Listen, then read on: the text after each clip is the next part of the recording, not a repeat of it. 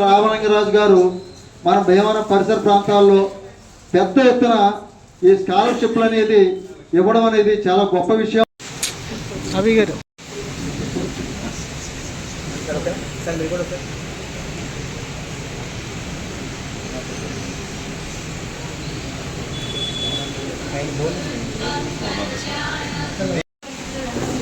జ్యోతి ప్రజ్వలన చేయండి. పట్టుకోనండి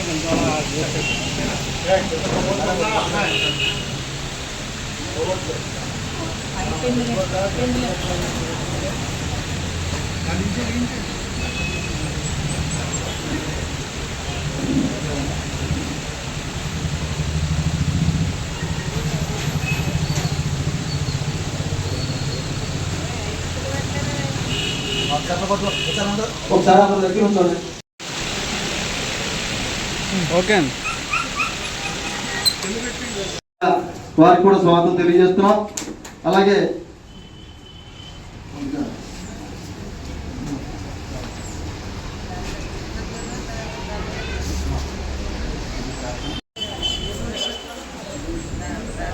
ముందుగా ప్రార్థనా గీతం వరలక్ష్మి గారు వచ్చి ప్రార్థనా గీతం పాడిన తర్వాత మనం జ్యోతి ప్రజ్వలన చేసి కార్యక్రమాలు.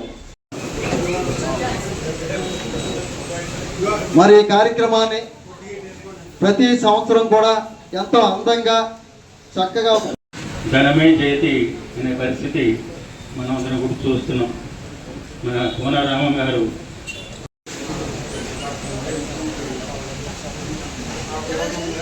అవునా కుర్చీ పట్టండి.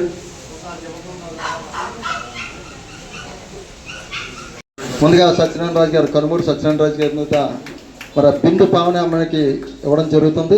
తర్వాత పెన్మెత్స మోహిత వర్మ,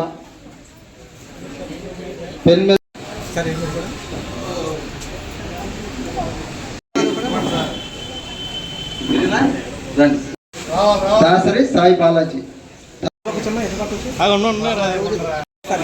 తర్వాత చిత్రి వర గాయత్రి. ఒకసారి మీరన్నీ కూడా పేర్లు కరెక్ట్గా వచ్చినాయి. మనోహర్, తర్వాత కొంతమంది బాయ్స్ రండి.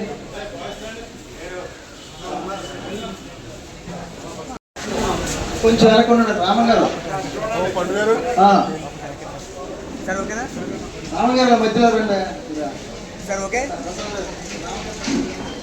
ఇవాళ ఈ కార్యక్రమం అనేక సేవా సంస్థల్లో సేవలు చేస్తున్నటువంటి ప్రముఖులకి అందరికీ కూడా నమస్కారం. అలాగే విద్యార్థులు తల్లిదండ్రులకి విద్యార్థులకి కూడా శుభాకాంక్షలు తెలియజేస్తూ ఈరోజు ముఖ్యంగా ఒకే ఒక సందేశం, రామలింగరాజు గారి సందేశం. మనం ఈరోజు చాలామంది విలువల గురించి చెప్తూ ఉంటారు. విలువలు చెప్పడం కాదు, ఆచరించడం, అనుసరించడం అనేది ప్రధానమైనటువంటి అంశం. అటువంటి మానవతా విలువలు కలిగినటువంటి మహోన్నత వ్యక్తి రామలింగరాజు గారు. ఆయన అందరికీ కూడా స్ఫూర్తిదాయకమైన మహోన్నతుడైన ఆయన దగ్గర మేము కూడా చాలా జాగ్రత్తగా మాట్లాడేవాళ్ళం.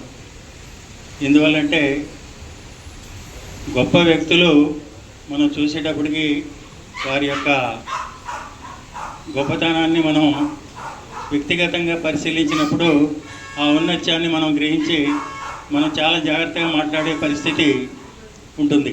అటువంటి ఉన్నతమైన భావాలు కలిగినటువంటి రామలింగరాజు గారు మరి ఆయన ట్రస్ట్ ద్వారా ఒక సేవని, ముఖ్యంగా విద్యార్థులకి విద్యని ప్రోత్సహించే విధంగా పేద విద్యార్థులకి, ముఖ్యంగా ప్రతిభ కలిగినటువంటి విద్యార్థుల్ని గుర్తించి సుమారు 100 మంది పైగా విద్యార్థులకి ఈరోజు మరి స్కాలర్షిప్ వితరణ చేయడం అనేది, ఆ కార్యక్రమాన్ని భుజస్కంధాల మీద వేసుకుని ఎంతో పవిత్ర కార్యక్రమంగా దీన్ని నిర్వహిస్తున్నటువంటి వారి కుమార్తె మరి ఝాన్సీ గారికి ప్రత్యేకంగా కృతజ్ఞతలు తెలియజేసుకుంటూ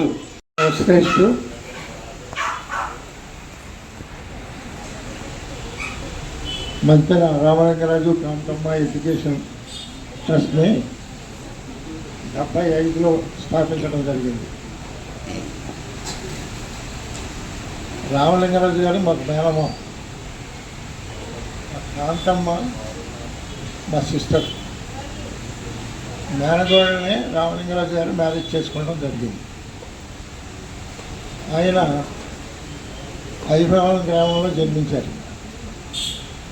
ఐభవరం నుండి అక్కడే చదువుకుంటూ ఉండిలోని, తర్వాత ఏమో బందర్లోని, తర్వాత మెడ్రాస్లో లా చేసి భీమవరం వచ్చి లా ప్రాక్టీస్ పెంచుకోవడం జరిగింది.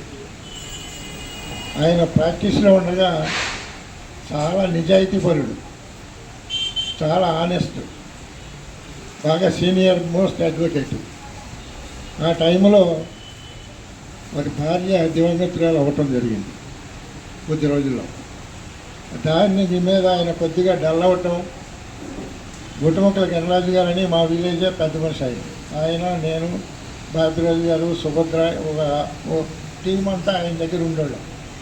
అప్పుడు ఏం చేయాలి, మీరు ఏదో ఒకటి అవకాశం పెట్టుకోవాలి అంటే మా మిస్సెస్ పేరుతోనేమో ట్రస్ట్ పెడదామరా అని చెప్పి మా అందరినీ మేము అందులో ఇన్వాల్వ్ చేసి ఆయన సొమ్మే మా అందరినీ కస్టడీ మీద పెట్టడం జరిగింది.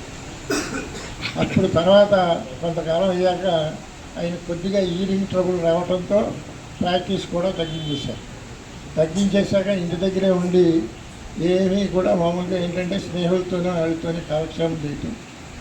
దాన్ని ఇంకా ఇంప్రూవ్ చేయాలి, ఎలా చేస్తే బాగుంటుంది అని దాన్ని ఎన్లాట్ చేద్దామని ఆ టైంలో మన అల్లూరు రామకృష్ణరాజు గారు డాక్టర్, ఆయన్ని, తర్వాత ఎంఆర్ రాజు గారిని, వీళ్ళందరినీ ఇన్వాల్వ్ చేసి అందులో ఎంఆర్ రాజు గారిని ప్రెసిడెంట్ కానీ, ఆయన సెక్రటరీ కానీ, తర్వాత ఏమో అల్లూరు రామకృష్ణరాజు గారిని ట్రెజరర్గా పెట్టడం జరిగింది. పెడుతూ ఐభవరం విలేజ్లో ఆయనకి ల్యాండ్ ఉండేది. ఆ ల్యాండ్ కూడా అమ్మేసి ఈ ట్రస్ట్లో ₹1,00,00,000 వరకు అది దాంట్లో డిపాజిట్ చేయడం జరిగింది. దాని మీద వచ్చే డబ్బుని ప్రజలకి స్కాలర్షిప్ రూపేణా ఒకటి, రెండోది ఏంటంటే ప్రతి సంవత్సరం కూడా ఒక ఇంపార్టెంట్ మ్యాన్ని పిలిచి వాళ్ళని సన్మానించడం కూడా చేయాలి అనేది ఎథిక్స్లో పెట్టుకున్నాం. ఆ టైంలోనే మన ప్రెసిడెంట్ ఆయన్ని కూడా తీసుకొచ్చి ఏదో 25,000 ఎంత ఇవ్వటం అనేది రెజల్యూషన్లో ఉంది. ఆ 25,000 ఇది ఇవ్వకపోతే మళ్ళీ మీరు ట్రస్ట్గా ఉంచుకోండి అని చేయటం జరిగింది. తర్వాత ఆయన హెల్త్ పాడవడంతో వీళ్ళందరినీ కూడా ఎంఆర్ రాజు గారు ప్రెసిడెంట్ కానీ, మన ఝాన్సీ సెక్రటరీ కానీ, ఆయన రామకృష్ణరాజు గారు ట్రెజరర్గా పెడుతూ కంటిన్యూ చేయటం జరిగింది. ఈ రోజున ట్రస్ట్లో ఉన్న సుభద్ర కానీ, బాబిరాజు కానీ, గణరాజు కానీ, తర్వాత వీళ్ళెవరూ కూడా లేదు. ఆడిటర్ గారు, నేను, ఝాన్సీ ఉన్నాం. అది పరిస్థితి. కానీ ఈ ఏటా కూడా చాలా ఆనందంగా ఇలా ఏమో అందరినీ పిలవటం, అందరికీ స్కాలర్షిప్ రాయటం ఈ రోజున చాలా ఆనందమైన విషయం. మనకి ఇప్పుడు ఆయన హిస్టరీ అది, దాంట్లో ట్రస్ట్ కూడా ఇలాగే రన్ అవుతూ ఉంటుంది ఎంతకాలమైనా. ఝాన్సీ కూడా జాగ్రత్తగా చూసి దాన్ని డెవలప్ చేస్తుంది. మనం అందరూ సంతోషించవలసిన విషయం.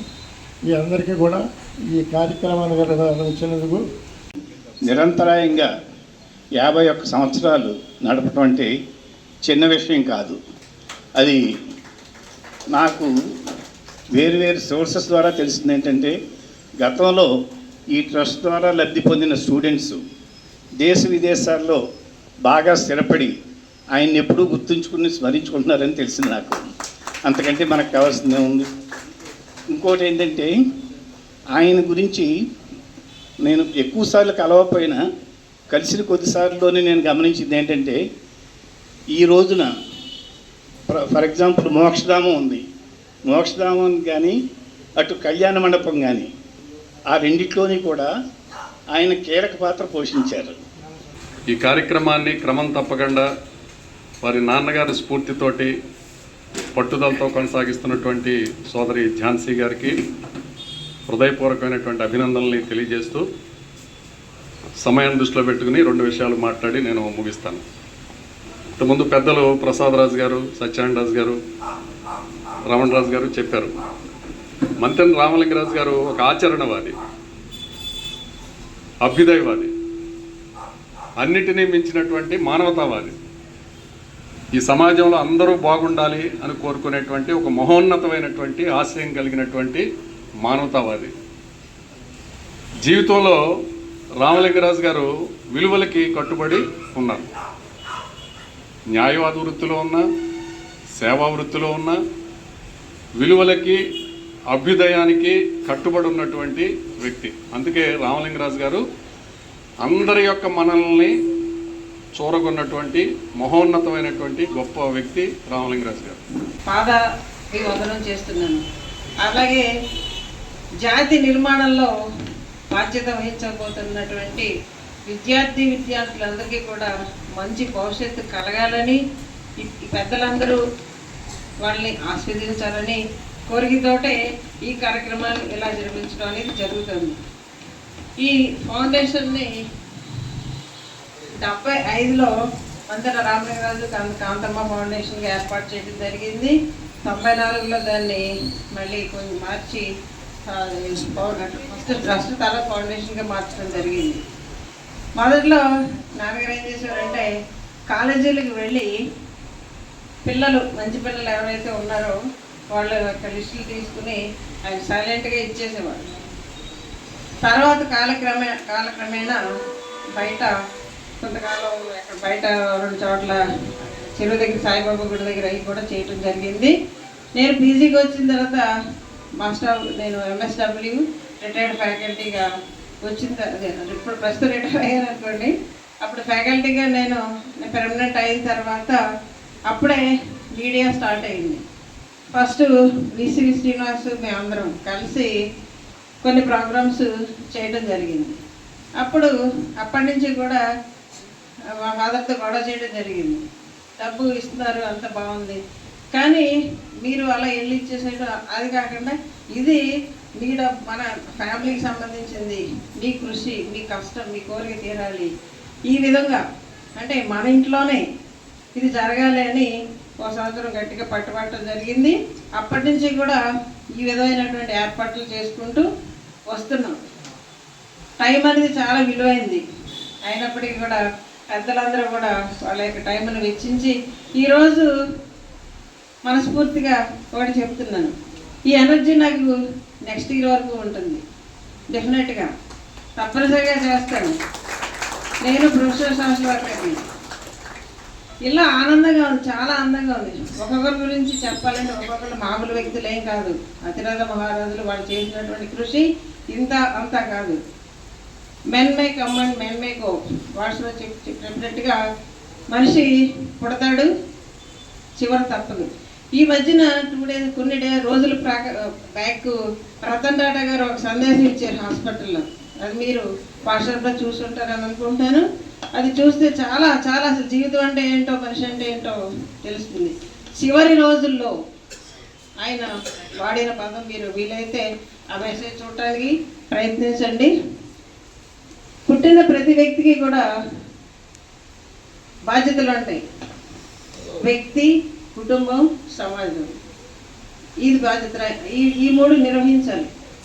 వ్యక్తిగతమైన కుటుంబాన్ని చూసుకోవాలి, సమాజాన్ని కూడా చూసుకోవాలి. సమాజాన్ని కూడా మనం చూసుకున్నప్పుడే సమాజం బాగుంటేనే మనం బాగుంటాం. ఆ ఉద్దేశంతో ఆ రోజుని తండ్రి గారిని రిక్వెస్ట్ చేయడం జరిగింది. అప్పుడు కమిటీగా ఉండేది, ఇప్పుడు అందరూ లేరు. ఆడిటర్ గారు సహకారంతో అంటే ఎన్నో మార్పులు వచ్చినాయి. ఇది నాన్నగారు నిజంగా వేసింది 10 లక్షల, 1 కోటి రూపాయల 2 లక్షలు ఎంతో. తర్వాత 10 లక్షలు దాన్ని వెచ్చించడం జరిగింది. నేను ఇంకో 1 కోటి రూపాయలు వేద్దామని ఉద్దేశంలో ఉన్నాను. బట్ ఏంటంటే బ్యాంక్ వడ్డీలు బాగా తగ్గిపోయినాయి. ఆ తగ్గిపోయిన కారణంగా లాస్ట్ ఇయర్ 10 lakhsకి వెచ్చించడం జరిగింది. 10 లక్షలు 3,000 ఇవ్వడం జరిగింది. ఈ 10 లక్షలు తగ్గకుండా నాకు ఓపుకున్నంత కాలం ఇవ్వాలనేది నా పట్టుదల. వీలైతే 1 లక్ష రూపాయలు ఎక్కువ ఇస్తాను, కానీ తక్కువ ఇవ్వడం అనేది జరగదు. కాకపోతే ఇప్పుడు 1 లక్ష అంటే 10 లక్షలు అంటే నథింగ్, డబ్బులకి విలువ లేదు. నాన్నగారు స్టార్ట్ చేసినప్పుడు మాత్రం ఎకరం 10,000 కూడా లేదు. ఇప్పుడు ఎకరం ఎంత ఉందో మనందరికీ తెలుసు. డబ్బు చాలా పెరిగిపోతుంది.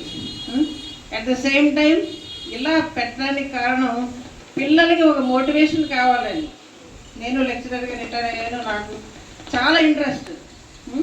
సొసైటీని మనం తప్పనిసరిగా అంటే ఇన్స్టిట్యూషన్స్ ప్రస్తుతం ఉన్నటువంటి ఇన్స్టిట్యూషన్స్ సోషల్ ఇన్స్టిట్యూషన్స్ అన్నీ కూడా ఎలా ఏ దారిలో వెళ్తున్నాయి, ఎలా ఉన్నాయి అనేది మనందరికీ తెలిసిన విషయమే.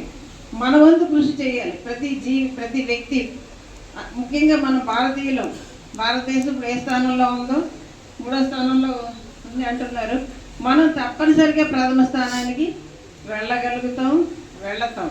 ఎందుకంటే మనకి ఉన్నంత మ్యాన్ పవర్ ఎక్కడా లేదు. కాకపోతే ఇక్కడ విచారించదగ్గ విషయాన్ని అందరూ కష్టపడాలి. ఆ ఉద్దేశంతో ఈ కార్యక్రమాల్ని చేయటం అనేది జరుగుతుంది. అంటే దీనికి డబ్బు ఏర్పాటు కూడా 10 లక్షలుగా చేయడానికి ఏదో చేస్తున్నాను మామూలుగా. ఈ కార్యక్రమానికి విచ్చేసినటువంటి పెద్దలందరికీ మరి ఒకసారి నమస్కారాలు తెలియజేసుకుంటూ, పిల్లలందరికీ ఈ కార్యక్రమంలో వచ్చిన పిల్లలకి వాళ్ళ తల్లిదండ్రులకి కూడా నమస్కారాలు చేసుకుంటూ ఎవరెవరికి ఎంత ఇస్తున్నాం అనేది చెప్తాను. కాంటెంపరీస్, అందుకని అప్పటి నుంచి బాగా పరిచయము. తను చాలాసార్లు చెప్పింది, ఇట్లాగా ₹1,00,00,000 ఫిక్స్డ్ డిపాజిట్ వేశారు, దాన్ని ఇలా ఎవ్రీ ఇయర్ నాన్నగారి పుట్టినరోజున ఇస్తానని. మాకు చిన్నప్పటి నుంచి ఆయన తెలుసు. ఆయన చూస్తే మేము పక్కకి పరిగెట్టుకుని వెళ్ళిపోయేవాళ్ళం అనమాట. అంత ఆజాన్ బాబు ఆయన. అప్పటి నుంచి కూడా చాలా గౌరవం ఉండేది ఆయన మీద.